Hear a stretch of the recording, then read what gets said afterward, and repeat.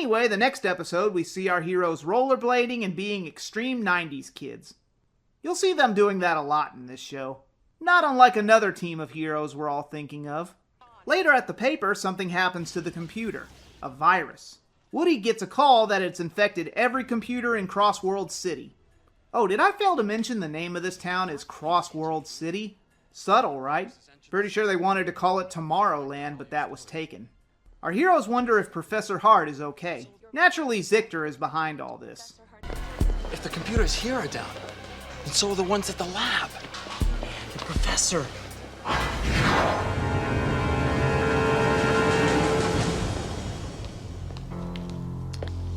Your virus has been entered into Professor Hart's computer system. We will have complete control. Excellent. Once his Skug leaves, he becomes Grimlord again and brags about the virus. Because, get this, he wants to learn all the secrets of the VR troopers.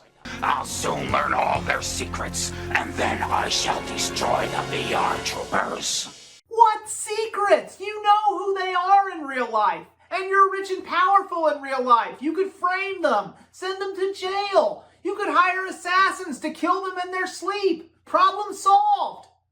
Or you could infect every computer in town. You do you, Grimmy.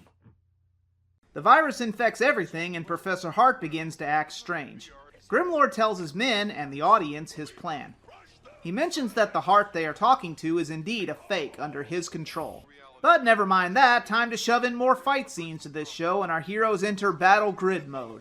And here we see them don badly repainted Power Rangers helmets and even uglier looking suits than the stock footage stand-in ones. And looks like they just landed in the middle of an Andrew Lloyd Webber play. And here they just fight more Skugs. But in a battle grid. That's about it. Oh my god, this is what I imagine Andy Warhol's Power Rangers would look like. You know, I've never taken acid before, but I imagine it'd look a lot like that. So they win, big shock, and get to the lab again. Professor Hart tells them to go out and fight, and like idiots, they believe him. Jeb, of course, does not.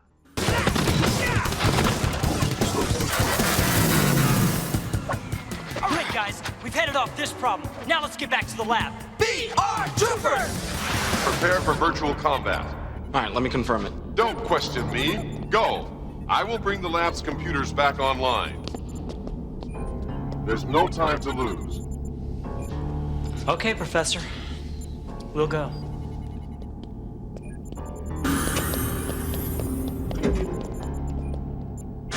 Yes. Travel to your virtual doom. If you're the professor, I'm Gilligan. Get back, you flea-infested nut. The dog is making more sense than the humans. That cannot be a good sign. Later, Caitlin gets info that someone uploaded that virus, and they realize that Hart is a fake. They decide they have to find out where the virus is coming from. Oh no. Guys, we're in real trouble. Pathway inoperative. What does that mean? Well, if the computer pathways are down, that means the professor can't talk to us, here or at the lab. Wait a minute. Then who is using the professor's image? Grimlord. Pathways are working now. Grimlord is attacking. You must enter virtual reality. Destroy the virus transmission site. Just a minute, Professor. Pretty sure you have to uninstall a virus. You can't just switch it off like a transmission. I don't think viruses work that way. The three of them board Skybase, and Ryan and Caitlin locate the signal, and JB stays behind to deal with the monster of the week, Metaborg. Now here's a head-scratcher. Are these monsters of the week robots or mutants?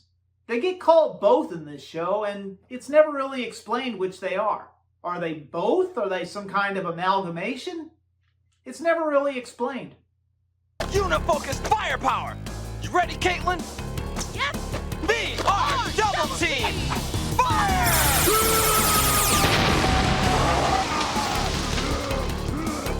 Troopers, I'm going to...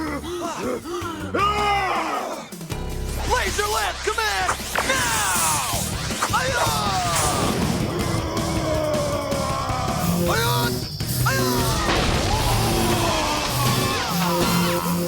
See ya!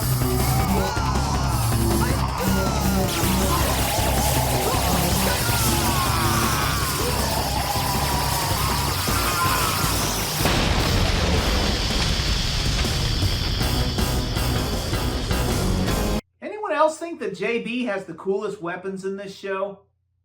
Who else thinks that he's the real hero of this show? Raise your hands. Be honest. Caitlin locates the transmission and JB destroys it with this convenient drill mode the battlecruiser comes with. Grimlord, of course, complains that his plan failed and chews out Ivar. We survived their attack. Unfortunately, the virus was destroyed and we lost all their secrets. You useless insect! You have failed me again! Oh, I gotta play this. He's a ghost, he's a god, he's a man, he's a guru. You're one microscopic cog in his catastrophic plan, designed and directed by his red right hand. Later, Hart gives Ryan a new toy, a vehicle, from his father, of course, the VR Turbo Cycle. Neat. In the next episode, Ryan and JB do kata again, and Tao gives them more fortune cookie wisdom. It seems they're prepping for a doubles martial arts tournament, and they wonder what they'll do with all the prize money when they win. I mean, if they win. Meanwhile, Zictor schemes to take down JB's father's business, the bookmobile. Huh? I'm about to close the book on you, Mr. Reese. So, Zictor wants to destroy all the books. Does he do that a lot when he's not burning down orphanages, kicking puppies, and putting cats in a blender? Miss Juliet, all libraries must be obliterated. And to make it truly enjoyable, I'll begin by destroying that bookmobile JB's father drives. Which one of these feels out of place to you? After 10,000 years, I'm free! It's time to conquer Earth! I am Lord Zed, Emperor of all I see. You have failed to complete the mission assigned to you. I will now resume command. Prepare the planets for my return! These are my orders. Every book on Earth is to be destroyed. Begin with the Crossworld City bookmobile. I get the feeling Grimlord gets teased a lot at the annual Saban Villains Picnic. He talks to his lizard Juliet, probably because he has no one else to talk to, and goes Grimlord again. Grimlord orders to take out the bookmobile, so he commands his evil techie, Colonel Icebot, to pick a monster to destroy it. This seems like something a multi-billionaire should be doing with his time. I mean, they take away healthcare, childcare, raise prices and taxes, so yeah, they probably target books too. Why not? But instead of that, the Skugs attack JB's father's bookmobile. They, gently tap the van. Maybe you guys should have brought some guns or explosives? This is generally annoying, but it's not really doing anything. Caitlin calls JB to tell him his dad is late. Something is wrong. JB asks the professor to locate his dad's van, and they go to find it. They see the Skugs and fight them off, but oh no! The van's engine is trashed! And even worse, JB's dad doesn't have the money to fix it. Whatever shall they do? Don't worry, Dad. The library will pay for it. No, they won't. There's barely enough money to pay for upkeep. You mean you could lose your job? Yes. More importantly, the kids would lose their bookmobile. And what about your college funds?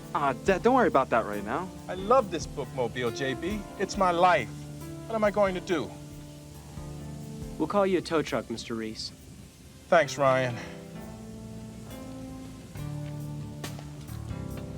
You gotta win that prize money. I gotta help him pay for those repairs. What about your college fund? First things first. Wow, actual character development for somebody who's not the main character. I'm proud of you, series. The guys fight in the tournament while Caitlin gets the photos. This is the same dojo they fought in the first episode. And where are the other teams from Angel Grove and Stone Canyon? Guess they didn't get an invitation. Bummer. They make it to the finals, but take off their virtualizers. Jeb tells them to get to the lab, and Ryan forgot his virtualizer. Whoops. Ryan rushes back to get his virtualizer and tells Caitlin what's going on. Okay, so you're too quick to kick, huh, metalhead? Let's see if you're quick enough to dodge this! Yeah! Yeah! Huh? I don't get this. It's like he knows what I'm gonna do before I do. JB teleports them back to virtual reality. This guy's tougher than I thought. Uh-oh, company! These guys could destroy the whole city! Gotta get us out of here! Vortex command now!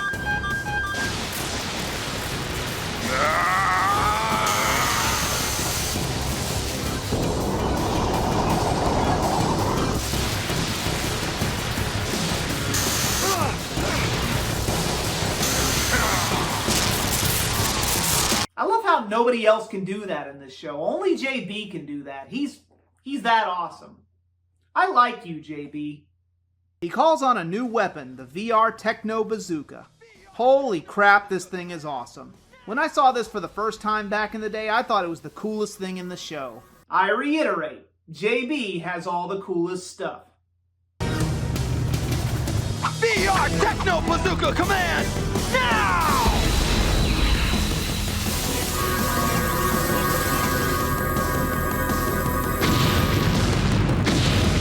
Yeah, all right. They make it back in time and win the tournament, and save the bookmobile and JB's dad's business. Hooray! Nice going, you guys. Congratulations, son. Thanks, Dad. That was a good, clean effort, and you're that much closer to meeting your college fund. Actually, Dad, I want you to have this. What for? For the bookmobile. If the people at the library can't fix it, we'll just have to do it ourselves. There's $500 there. See, that is what a hero does, Ryan. That's how it's done. JB didn't mope around and reminisce, hoping things would get better for his father. He actually got off his ass and did something about it, you blonde preppy dunce. God, I wish JB was the main focus of this show. Later, Ryan does battle with these two, the Sword Brothers, Slice and Dice. Ha ha ha, guffaw guffaw. Anyway, they bicker and argue like typical brothers, and Ryan decides not to destroy them.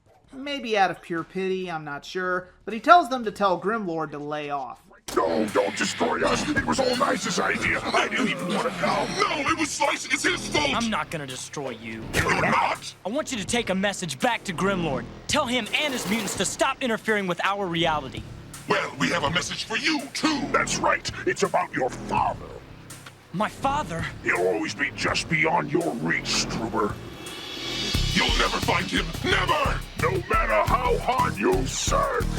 They retreat, but one lets it slip that he will never find his father.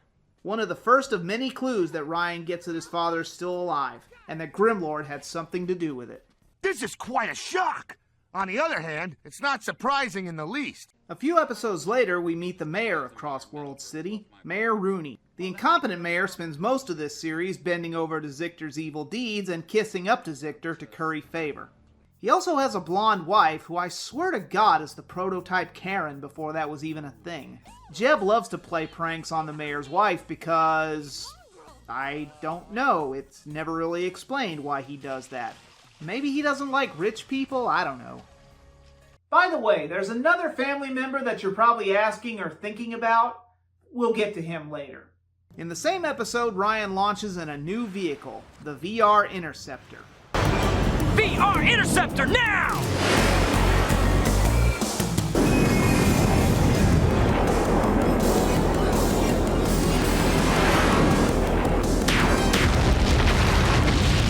Oh, that's an X-Wing from Star Wars! Look at this thing! They actually got away with this! Come on! First lightsabers and now this? Whoever worked on the stock footage had a hard-on for George Lucas. What's next? A Darth Vader? No, I'm not going to say it. It might actually pop up. Moving on. In another episode, we see this bumbling Jerry Lewis cosplayer who demands to see a reporter. This is Professor Ulysses Poindexter. Normally I wouldn't even bring him up, but remember this goofball. He'll be important later. He tells Caitlin he has a new vehicle that is environmentally safe. Oh, here we go again. Naturally, the big bad businessman wants it, so he goes Grimlord and orders his minions to get that bike.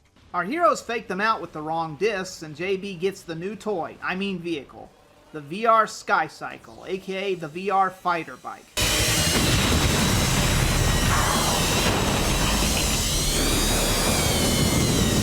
You'll have to do better than that, Trooper!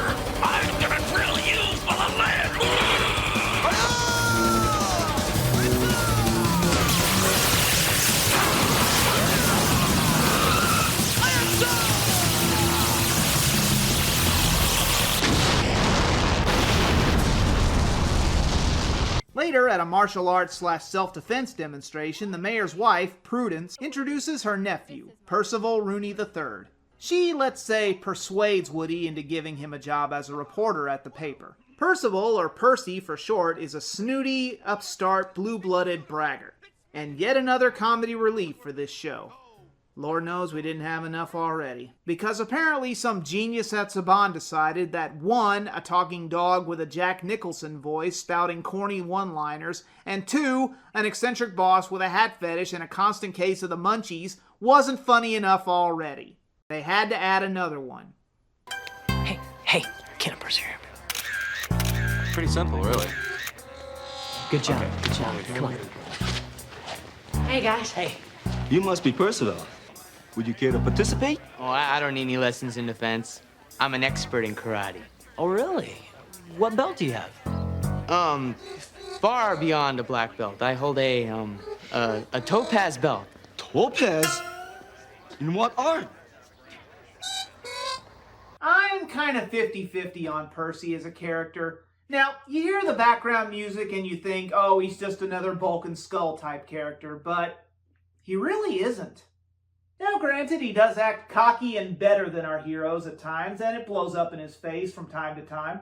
But for the most part, he's a victim of, well, see for yourself. I'll try to explain it as best I can. Percy later is throwing himself a party for getting hired. Okay. And wouldn't you know it, Percy is allergic to pet fur, and Jeb comes over. I think we can all see where this is going. Percival? Percival, who's the poor slob who got stuck with that name? You don't want to know. I'm allergic to fur, too. If there was an animal in this room, I'd be sneezing my head off. Really?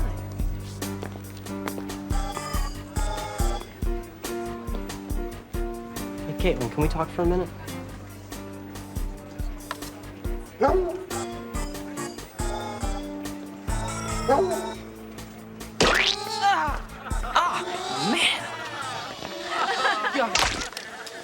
Get that thing away from...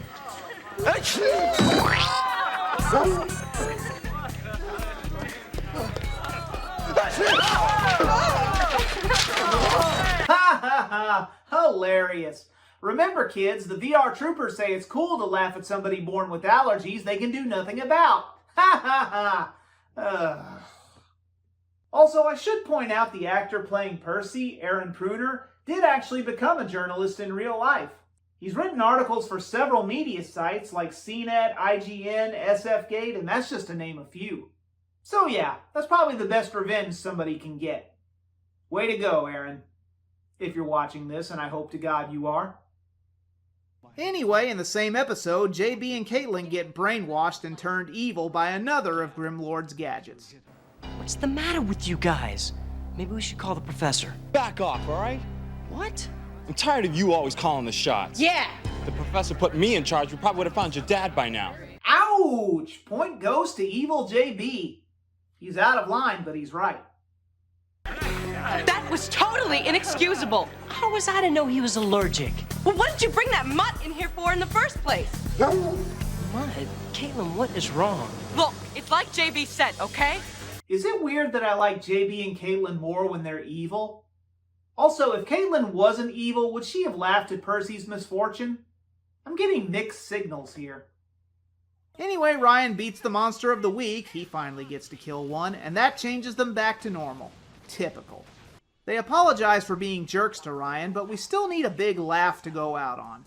And as you may have guessed, much like Bulk and Skull, Percy here will be on the receiving end of those gags.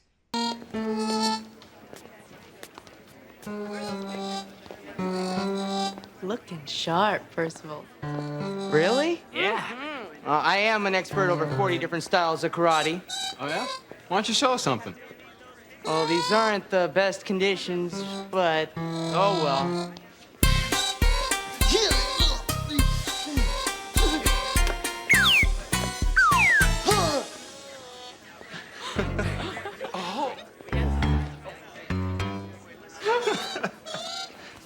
I'm much better with a belt. I can't defend you on that one, Percy. You brought that humiliation on yourself. As you may have noticed by now, we never, ever, ever, ever see our heroes fighting together all at once. They never share the screen time together fighting evil. Not all three of them. Well, there is a reason why. When you take fight footage from two Metal Hero shows and you have to splice them together to make a cohesive story, you can imagine the writing staff had the daunting task of finding a new way to split our heroes up every single episode. I will now read some of those in no particular order. Ryan falling off a cliff and knocked out. Ryan has temporary amnesia after a crash. An energy field blocks their ability to transform. Ryan and JB fight two monsters at different places. JB and Caitlin get their virtualizers stolen by a magician. Jeb and Ryan switch bodies. I wish I was making that one up. Caitlin is given bad dreams and is too afraid to transform. JB is brainwashed by Grimlord. Ryan has his virtualizer stolen by an evil twin. JB and Caitlin are caved in and need saving. General Ivar attacks with his army while one of them, mainly JB, fights the monster of the week.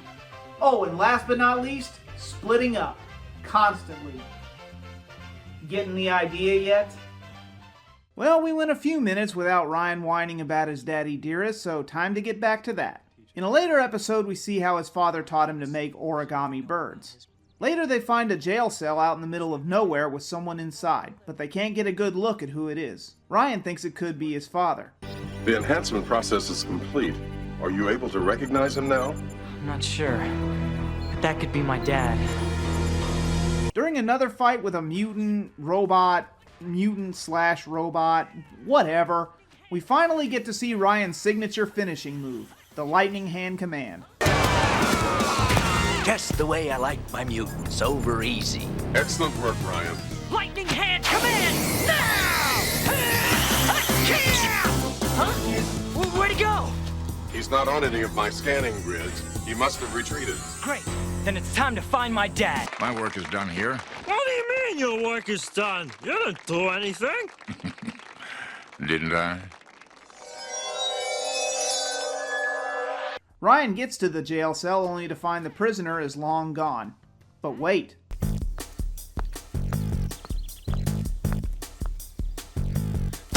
Dad, it's me! Dad? Dad! Too late. I wonder... Maybe I was wrong. Am I really sure it was him? See? They call it origami, Ryan. I knew it! Dad! Dad! Dad, where are you? So, the prisoner has been brought here to our world. The prisoner is secured, Master. Well, that's one task you managed to accomplish without embarrassing yourselves. Everybody got that? Good. Ryan! Where are you, buddy? Ryan! Hey, let's check out that room.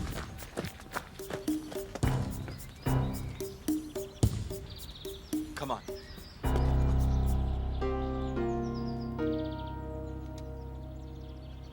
Dad used to make these when I was a kid. Where'd you find that one? I found it lying on the table. You must have just missed him.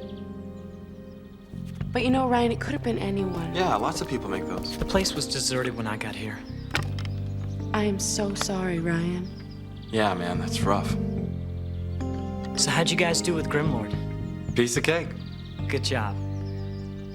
I just wish I had had more luck finding my dad. Don't worry, Ryan. We'll help you find him. You can count on it. Yeah. Well, enough of that heartwarming moment. Time to torture Percy some more. Thanks to Jeb. Party's over for you, dude. Hey! Whoa! Whoa!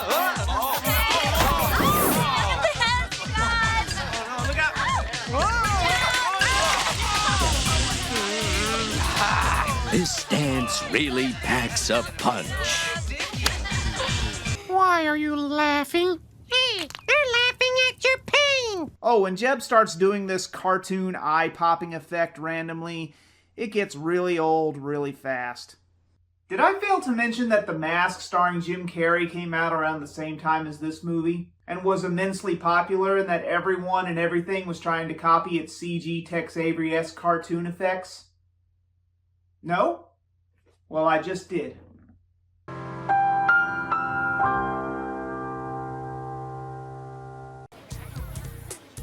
Watch this. Thanks a lot, you klutz. Who said that? That was me. I said, nice putt. Yes, it was, wasn't it? Yeah. Now, this one is good if the wind's blowing left to right. No, this one must be better for the pet grass. I'll be just a sec.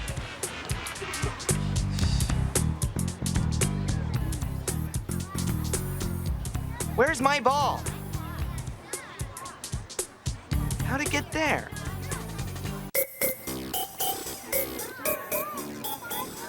Huh?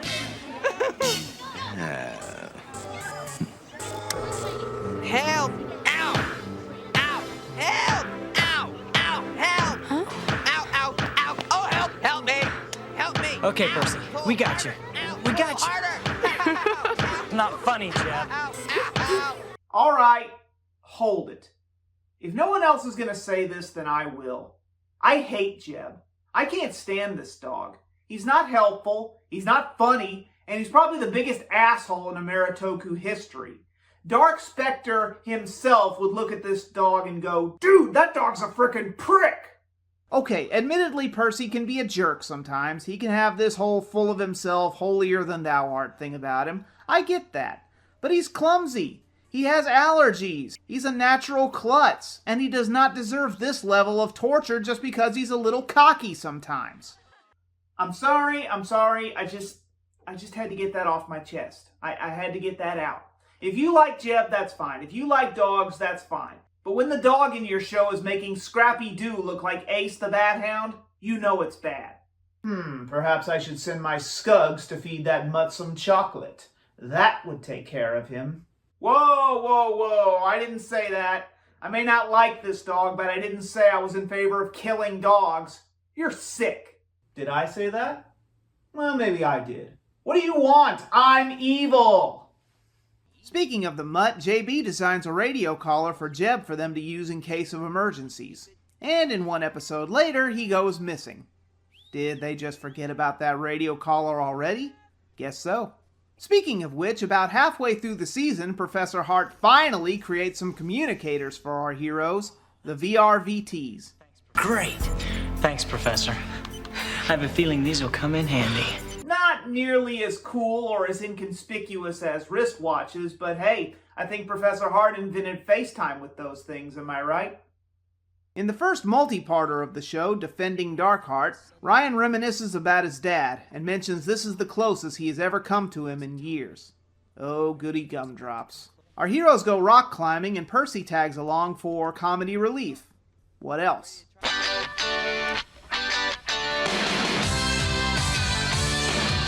Get your friends fired up, grab a stick of juicy fruit. The taste is gonna move ya.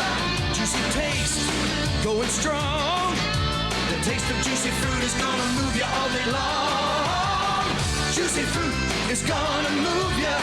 Juice is soft, it gets right to ya. Juicy fruit, the taste is gonna move ya. Once the trio reaches the top, they see Grimlord's goons training in the real world. Another general named Decimator gives Grimlord an update. It seems his bots/mutants have been having a battle royale, and the strongest one will go up against our heroes next. So basically, they use a built-in analyzer in their VRVTs to record it. It also records video? Nice! Can I get one of those instead of paying for a $2,000 smartphone? Once they deal with some Scugs, our heroes scan the footage they took. JB notices a DNA reading from one of the mutants, which is human. One of Grimlord's mutants is a human being. Why would anybody want to become one of Grimlord's goons? Maybe whoever it is didn't want to. And maybe they didn't have a choice. Gee, I wonder who it could be. The winner of the battle royale is Darkheart. Wait, Darkheart? Time for a game of disappearing bears. He hasn't fought Spitbot yet, sire! I will face any bot, anytime. That voice sounds familiar. Thunder take you. Oh my god, it's Richard Epcar, the voice of Raiden, my favorite Mortal Kombat character of all time. I like this guy already. Darkheart fights Spitbot, who is back somehow, even though he got destroyed a few episodes ago. Darkheart even fights with that as weapon, he's so badass. He wins and Grimlord congratulates him. I am ready, Grimlord. You are ready indeed, Darkheart. You've proven yourself worthy of being sent on the most important mission of all. You have only to name it, and it shall be accomplished. Very well. I want you to destroy Ryan Steele. The name is familiar to me. Consider it done, Master. The name is familiar to me. The name is familiar to me. Yeah, I can see where this is going to. I was freaking kidding earlier! I didn't mean it! Our heroes look through all the missing persons to find a match, and Ryan takes this opportunity to state the obvious. I mean, I didn't want to say anything before, but... You're reading my mind, Ryan. Wait a minute. You guys want to let me in on what's going on? No. All right. Ever since we became VR troopers, there's only one person we know who's trapped in Grimlord's world. Wait a minute. You're not saying... That's right. It could be my dad. Ryan realizes that he may have to fight his own father. Sooner or later, we may have to go up against my father. I can't kill my own father. Then the Emperor has already won. Come face me, Ryan Steele. I am waiting. Are you afraid? Is your heart not in the fight because you know you cannot win? Grimlord has done something to make you act this way. He is my lord and ruler. He has given me life. Think of what you're saying, Dad. I do not need to think. I merely obey Grimlord's commands, and he has commanded me to destroy you. Prepare for battle. No, I can't fight you. I can't.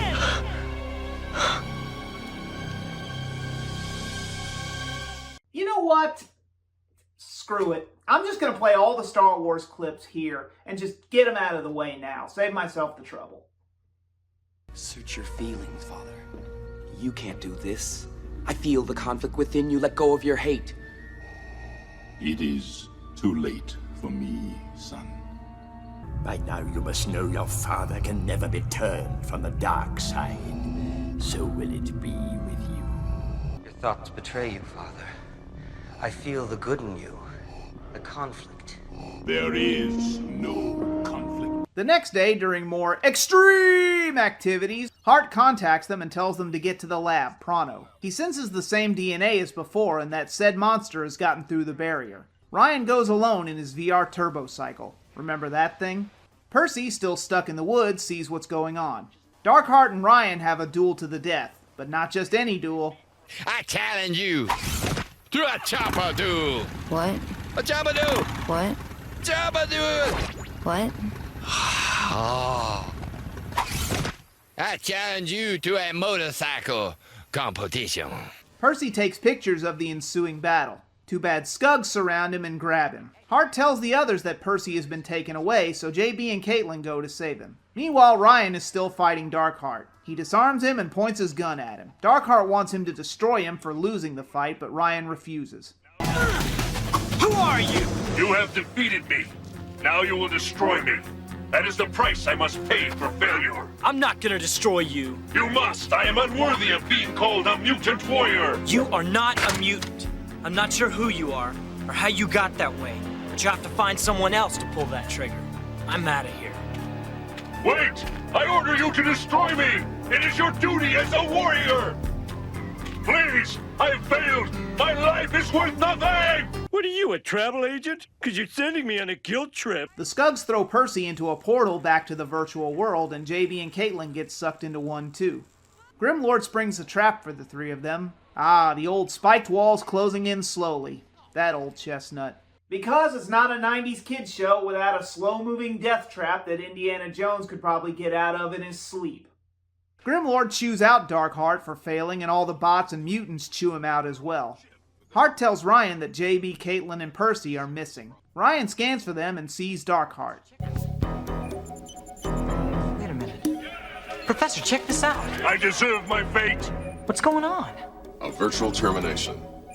Mutants that fail and are not destroyed in battle are destroyed by Grimlord's other warriors. Ryan worries that if it is his father, he can't leave him behind. But he also has to save the others. I have to go help him. Ryan, you must first locate JB and Caitlin. They may need your help. Save dad, save friends. Save friends, save dad. Well, given who Ryan hasn't been able to shut up about for 30 episodes, I'll spare you the pointless guessing game skit. Okay. Meanwhile, JB and Caitlin could transform to escape, but if they do, Percy will know their secret. I'm guessing a swift blow to the back of the neck, rendering him unconscious so you can transform and escape, is just out of the question here. Come on, man, you're in the perfect position. Look! Even JB is considering laying him out right here. Wait, don't tell me. You shouldn't hit innocent civilians. You should only hit the bad guys. Blah, blah, blah. Well, pretty words, but if you were stuck in this situation, what would you do? That's what I thought. So Caitlin decides to, in her own words, make a sacrifice for the VR troopers. And there's something I want to give you to remember me by in case we don't make it out of here. There is? Yes.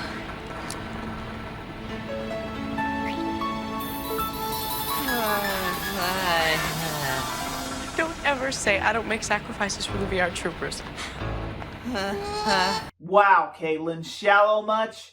Picking on the guy who's nervous around gorgeous women and faints at the mere touch of one and... hell, who am I kidding? I would have had the exact same reaction as Percy just did right there. So the plan works. Percy is out cold, they transform and escape the trap. They slowly shoot a grid off the wall, which takes about forever. I mean, that thing should have killed them by now. JB, you do remember you have a bazooka, right? I'm pretty sure you could blow a hole in the wall, it'd be much faster. They power down, or, excuse me, retroform command, which is what they call it in this show, which just sounds silly, and wake Percy up. Where am I? Percy, you missed it. Yeah, we were rescued by the VR troopers. Last thing I remember is... you kissed me. You poor thing, you must have been hallucinating. No, I'm not. You kissed me right here. Listen, let's get Percy back to the paper. We still have some things to take care of. Yeah, we better hurry. You are a bitch! My thoughts exactly. As soon as I get these pictures of a real VR trooper in action developed, I'll win the Pulitzer Prize for sure. Oh boy! Oh boy! Man, this guy can't catch a break. Ryan is attacked by Skuggs on the way to find Darkheart. Darkheart decides to pull a Jin from Die Ranger and go down swinging. He manages to escape while Ryan is still fighting off Skuggs. Grimlord's men follow Darkheart, open fire on him, and he crashes. Ryan transforms and just so happens to find him. He takes him back to the lab while JB and Caitlin take Percy back to the paper. Once they do, they get back to the lab. Professor Hart scans Darkheart's memories, and sure enough, they are the memories of Ryan's father. And that clinches it. Darkheart is Tyler Steele.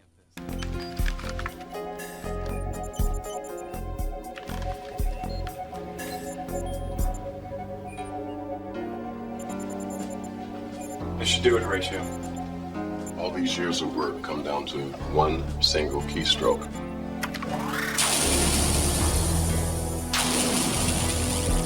How could Darkheart know about any of this? Unless he was there at the time. No, you don't suppose Darkheart is really my father? We did it. Yes, we did, Tyler. VR troopers. The perfect melding of man and machine. Yes, but without the human spirit, they will have no life. Then it's time to begin the search.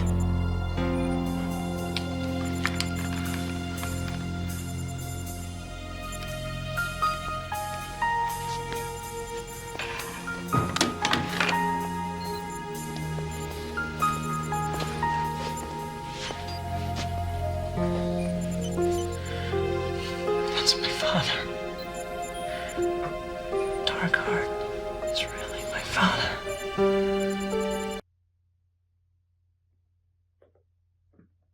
What?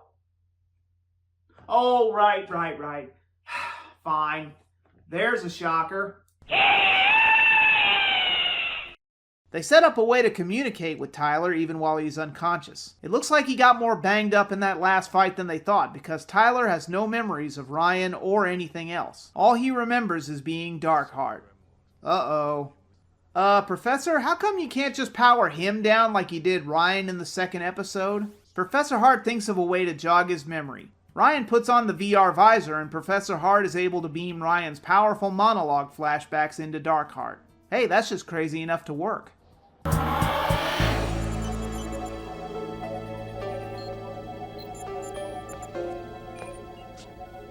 Ryan! Dad. Missed you. Me too. Well, it's over now. You're back. Ryan shares a touching moment with his father, but Tyler says it is not over. You're back. I'm afraid not. I'm still one of Grimlord's mutants. Until we can figure out a way to bring me back into my human form, What, Dad? I have a responsibility to return back to virtual reality, to stop Grimlord. But Dad, I have no choice. We'll be together soon, Ryan. I promise.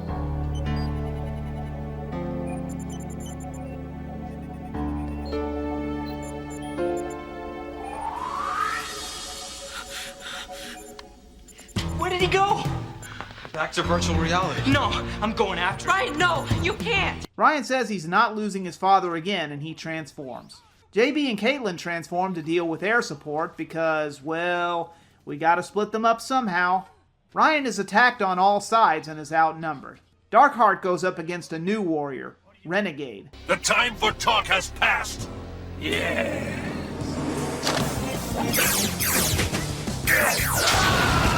Have you had enough, or should I destroy you?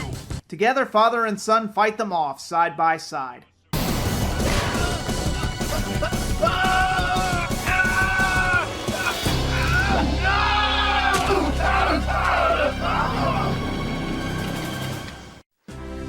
You're free of Grimlord's power now, Dad. Grimlord will keep trying until only one of us survives. He'll send his entire force across the reality barrier, and you can bet it'll be a battle to the finish. No matter what Grimlord sends against us, we'll have to find some way to defeat him. We can't give up. We will defeat him, I promise you. Bet we will, Dad. You're becoming quite a man, Ryan. I'm proud of you. Naturally, Grimmy is not happy about this. When is he ever? You think we'd be done with this saga, but nope. Am I supposed to accept this?